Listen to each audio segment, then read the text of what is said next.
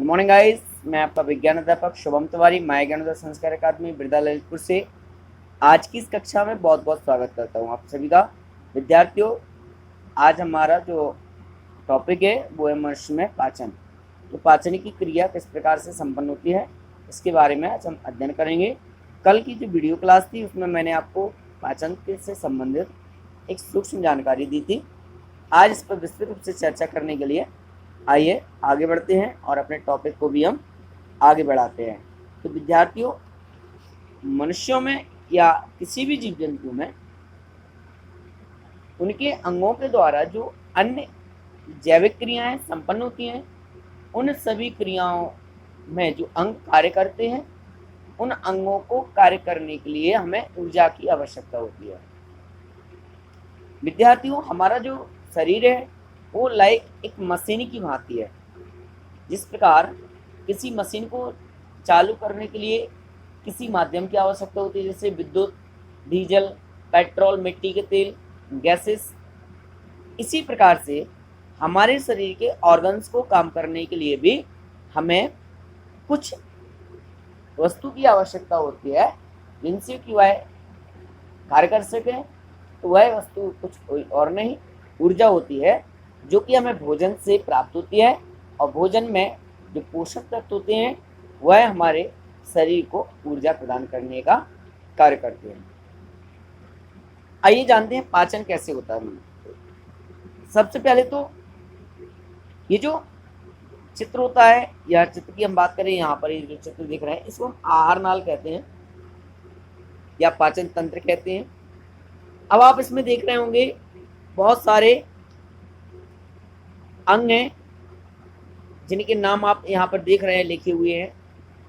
ये सभी अंग इस पाचन या पोषण की क्रिया में अपनी अपनी भूमिका निभाते हैं, जिसमें मुख गुहा, ग्रासनली, आमाशय, यकृत, पित्ताशय, छोटी आंत, बड़ी आंत, कोलन, अपेंडिक्स, मलाशय एवं गुदा। विद्यार्थियों, ये सभी अंग जो है इस पाचन की क्रिया में भाग लेते हैं और अपनी अपनी क्रिया को संपन्न करते हैं। विद्यार्थियों, कोशिकाओं तक पहुंचने के लिए आवश्यक है, क्या आवश्यक है? प्रोटीन, वसा, मंड, विटामिन एवं लवण। अब ये चूंकि किस रूप में हम ग्रहण करते हैं, फिर शरीर में पहुंचते हैं तो किस रूप में परिवर्तित होते हैं। विद्यार्थियों, जब हम इन्हें ग्रहण करते हैं तो ये घुलनशील नहीं होते हैं, परंतु जब यह पदार्थ भोजन के माध्यम से हमारे शरीर में पहुंचते हैं तो भोजन जो हमारे शरीर में उपस्थित अम्ल हैं या ग्रंथियों से निकलने वाले जो रस हैं, वह इन्हें घुलनशील बनाने का प्रयास करते हैं और इनमें उपस्थित इन पौष्टिक तत्वों को स्वांगीकरण के माध्यम से अवशोषित करते हैं और फिर ऊर्जा में परिवर्तित करते हैं। आइए देखते हैं कि इनका पाचन कैसे होता है। विद्यार्थियों, जब हम भोजन को ग्रहण करते हैं तो मुख के माध्यम से हम यह भोजन को ग्रहण करते हैं। आप भी सब लोग भोजन करते हैं। सबसे पहले हम भोजन को तोड़कर अपने मुख के अंदर रखते हैं, वहां पर फिर दांतों के द्वारा चबाया जाता है। विद्यार्थियों, दांत यहाँ पर 4 प्रकार के होते हैं, अग्र एवं पश्च दंतक। तो इनका काम क्या है? सबसे पहले तो भोजन को छोटे छोटे भागों में काटना, चबाना। तो इस तरह से तो कृंतक यानी काटने का काम करते हैं, रदनक फाड़ने का काम करते हैं, अग्र चवर्णक पीसने और चबाने का काम करते हैं, फोर्थ सबसे पीछे वाले चवर्णक है वह भी पीसने और चबाने का काम करते हैं।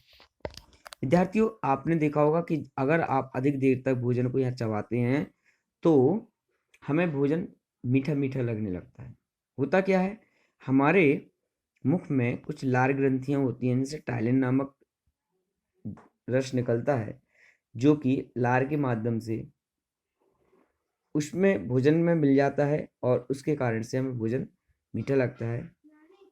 तो लार ग्रंथियों से निकलने वाली लार भोजन में मिलकर के यह ग्रास नली के माध्यम से होती हुई आमाशय तक आती है। अब आमाशय की दीवारों में जठर ग्रंथियों द्वारा जठर रस निकलता है और इसमें एक और अम्ल होता है HCl, जिससे कि भोजन अम्लीय बनता है। और जठर रस में दो प्रकार के रस होते हैं, पेप्सिन और रेनिन। पेप्सिन प्रोटीन का पाचन करता है और रेनिन आपका, तो आमाशय में पेप्सिन और रेनिन नाम के दो जठर ग्रंथियों से निकलने वाले रस होते हैं। पेप्सिन क्या करता है, प्रोटीन का पाचन करता है, और रेनिन क्या करता है, दूध को दही में बदलने का कार्य करता है। विद्यार्थियों, इसके बाद जो भोजन है वो हमारा छोटी आंतों में पहुंचता है। विद्यार्थियों, हमारे जो भोजन का पाचन है वो लगभग संपूर्ण पाचन हमारा इन छोटी आंतों में ही हो जाता है। छोटी आंतों में दीवार पर अंगुलीनुमा उभार वाली बिलाई पाए जाते हैं। इनमें क्या होता है कि भोजन का अवशोषण होता है।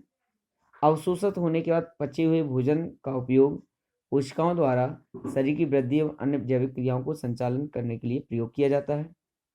और पचे हुए भोजन का कोशिकाओं द्वारा अवशोषित करना स्वांगीकरण कहलाता है। स्वांगीकरण के पश्चात यह जो भोजन है वह फिर छोटी आंत से बड़ी आंत में पहुंचता है, जहाँ पर जल का अवशोषण होता है। इसका कुछ अपशिष्ट पदार्थ रह जाता है जिसका कोई यूज नहीं होता है, वह हमारा यहाँ पर वैक्षेपण की क्रिया के माध्यम से इन दोनों अंगों के द्वारा बाहर निकल जाता है। विद्यार्थी, ये थी पाचन क्रिया। हमारे शरीर में पाचन क्रिया का जो तंत्र है वो किस प्रकार से संपन्न होती है, इस क्रिया में क्या होता है, कैसे होता है, इसके बारे में आज हमने जाना। कल हम यहाँ पर जानकारी करेंगे श्वसन तंत्र में क्रिया में लेने वाले भाग। तो कल पुनः इसी समय मिलेंगे, तब तक के लिए आपसे बहुत बहुत शुभकामनाएं। Thank you very much.